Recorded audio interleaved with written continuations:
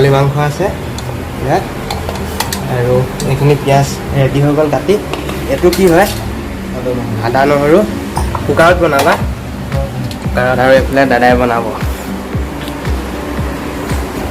কুকাৰত পিঁয়াজ দি পিঁয়াজখিনি খুচৰি থকা হৈছে। খুচৰি থকা মানে পিঁয়াজ এইফালে জলকীয়া কাটি দিলে নালাগে মই নিজে কাটিম। পিঁয়াজখিনি ৰঙা আহিবৰ কাৰণে দিছে। পিঁয়াজৰ পিছত কি দিবা? নহ'লে আৰু ভগৱানে এটা বটল ল'ব লাগিব। তিনিখন হাত কৰিব লাগিব।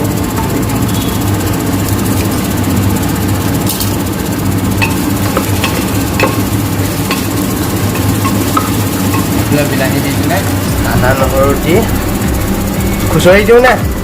খুচৰিব লাগিব। কুকুৰা এটা উঠাই দিলে বেছি ভাল হয়। পটককৈ হ'ব। কুকুৰা এবাৰ ধুনীয়া খুচৰি নহয়। অলপ দেৰি পিছত এইখিনি দিয়া হ'ব।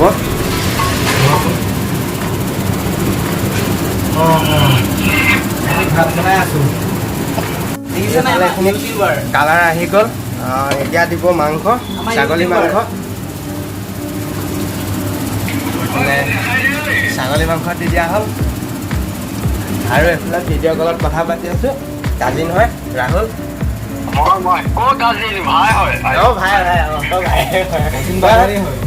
সোনকালে গুৱাহাটীলৈ আহি যাওক গুৱাহাটীলৈ। আৰু এইফালে চলি আছে। কিমান টাইম লাগিব? এঘণ্টাটো লাগিব। মছলা কি দিলা? মছলাটো দিয়াই নাই। নাৰিকল দিছে। তাৰ লগতে এটা বস্তু দিলে দেখাব নহ'ল। নাৰিকল দিছে আৰু এইফালে হালধি দি আছে। নাৰিকলৰ গুড়ি আৰু হালধি দিলে যে এতিয়া নামত পচন্দ নহয়। অকণমান ৰেড চিলি পাউডাৰ দি দিছে কালাৰটো মানে ধুনীয়া হ'বৰ কাৰণে। আৰু বাকী মই একো মছলা ইউজ নকৰোঁ। ইয়াৰ ইউটিউব চেনেলটো চাবি। লাষ্ট টাইম আমি বনাইছিলোঁ ভিডিঅ'ত মছলাত পাতি হা।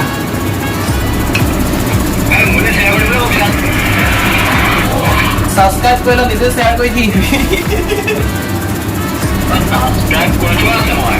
তেতিয়াহ'লে গম পোৱা নাই চাগে তই। সিজিবৰ কাৰণে অলপমান গৰম পানী দিয়া হৈছে, মানে উতলাই থোৱা গৰম পানী দি লৈছোঁ। তাৰপিছত আৰু খুচৰি থকা হৈছে। দাদাই খুচৰি আছে, মই জাষ্ট ভিডিঅ'হে কৰি আছোঁ। উতলি লওক অলপ টাইম। হোৱাৰ পিছত দেখুৱাই আছোঁ দিয়ক।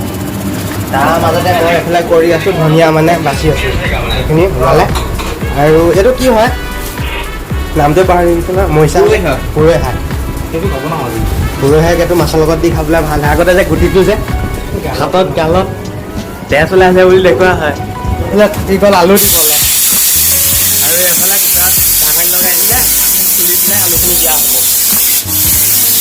কথা পাতি থাকোঁতে পাহৰি যোৱা হৈছে আৰু বৰ ভাল। এইফালে আলু দিয়া বাকলি নাই গুচোৱা।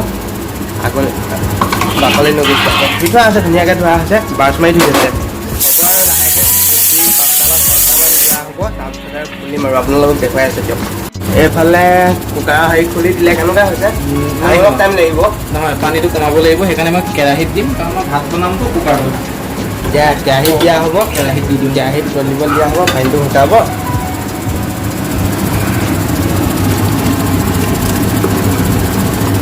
কালাৰটো কিন্তু ধুনীয়া হৈছে দেই। দিনৰ মছলাত বনাইছে। জাষ্ট আদা নহৰু আৰু অকণমান জলকীয়া গুড়ি আছে আৰু তাতকৈ বেলেগ একো নাই।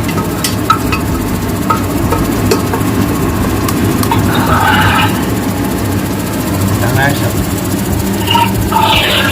ভালেই ধুনীয়া কেনেকৈ যে কয় মানুহবিলাকে। এইবিলাক খুচৰি আছে। ইয়াত আছে আলু, নাৰিকলৰ গুড়ি আৰু মছলা বুলিব নাই। জাষ্ট আদা নহৰু আৰু অকণমান জলকীয়া গুড়ি, মানে জলকীয়া মানে কি আৰু ৰেড চিলি পাউডাৰ। আৰু ইয়াত গুটি আছে। কালাৰটো ধুনীয়া আহিছে। গোন্ধটো ইমান ধুনীয়া খাওঁ খাওঁ লাগিছে। ৰ'ব চাই থাকক। এইফালে কালাৰো আহি গৈছে। হৈছেগৈ আৰু অলপ অলপ। এইফালে ভাতটো হ'ব আৰু খাম আৰু আপোনালোকক খাব দেই। এইফালে আহি গ'ল। টেষ্ট কৰিম হা। কালাৰটো ধুনীয়া আহিছে।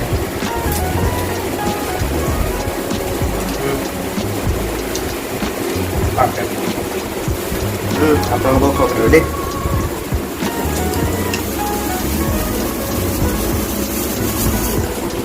বাটাৰ দিয়া নাই দেই, মছলাও দিয়া নাই, জাষ্ট নাৰিকলৰ গুৰি আছে, আদা নহৰু আৰু অলপমান কৈছে ন দেখুৱাইছিলোঁ আপোনালোকক।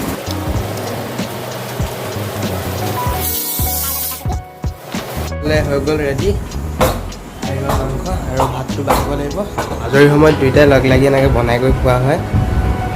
তাৰো ডিউটি নাই এতিয়া, মই ডিউটিত আছোঁ বাৰু, যাম আৰু লাহেকৈ। মোৰো আছে উপা 3টা বজাত ময়ো যাব লাগিব।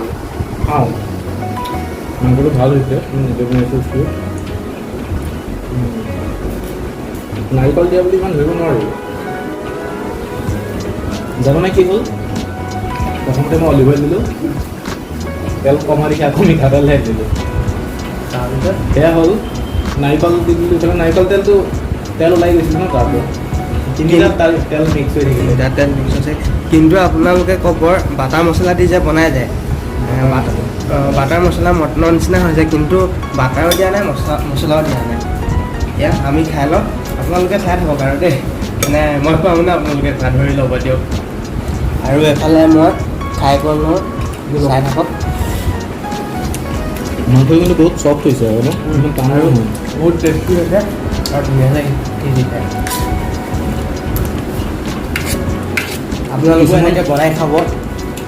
আজি ইমানতে সামৰণি মাৰিছোঁ। চাই কেনেকুৱা পালে সকলোৱে জনাব, লাইক কমেণ্ট কৰিব, কমেণ্ট দিব দেই সকলোৱে, আশা থাকিল।